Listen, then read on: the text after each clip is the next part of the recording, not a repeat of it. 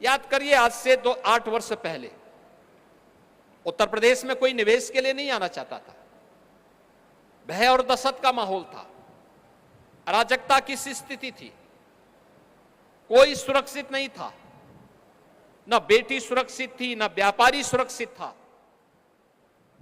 न आम नागरिक सुरक्षित था। असुरक्षा के माहौल में निवेश नहीं हो सकता। उपद्रव के माहौल में बेहतर भविष्य के सपने को साकार नहीं किया जा सकता।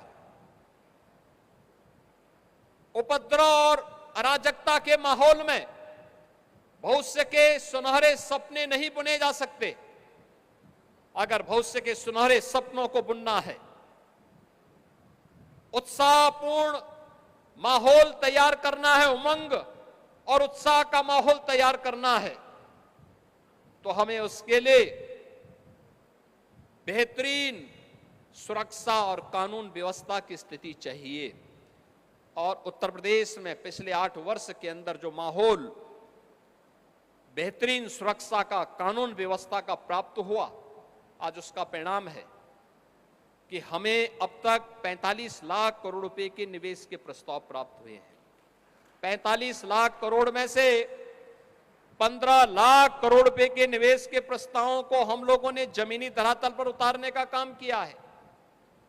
ये 15 लाख निवेश के प्रस्ताव, और अभी आपने देखा होगा कि हम लोगों ने अभी उत्तर प्रदेश के अंदर जिस प्रकार के कार्यक्रम को आगे बढ़ाया है, वह खासतौर पर उत्तर प्रदेश में अभी हाल ही में इसी उन्नाव जनपद के लिए हम लोगों ने कुछ नए कार्यक्रम प्रारंभ किए हैं। औद्योगिक निवेश के लिए लगभग 22,000 करोड़ रुपए के निवेश के प्रस्ताव अकेले उन्नाव जनपद के लिए ही हमारे प्रारंभ होने जा रहे हैं। और इसी के साथ ही यहां पर हम लोगों ने एक एक्वा ब्रिज ग्रुप के द्वारा भी 4,000 करोड़ रुपए के निवेश का प्रस्ताव यहां पर आने जा रहा है, इसी जनपद में आने जा रहा है। इसके साथ ही यहां पर एक कैनपेक इंडिया लिमिटेड के द्वारा भी यहां पर 1,300 करोड़ रुपए के निवेश के प्रस्ताव यहां इसी जनपद के लिए तैयार होने जा रहे हैं। इसके साथ ही UB beverage India private limited के द्वारा भी 2,200 करोड़ रुपए का निवेश का यहां पर प्रस्तावित किया गया है।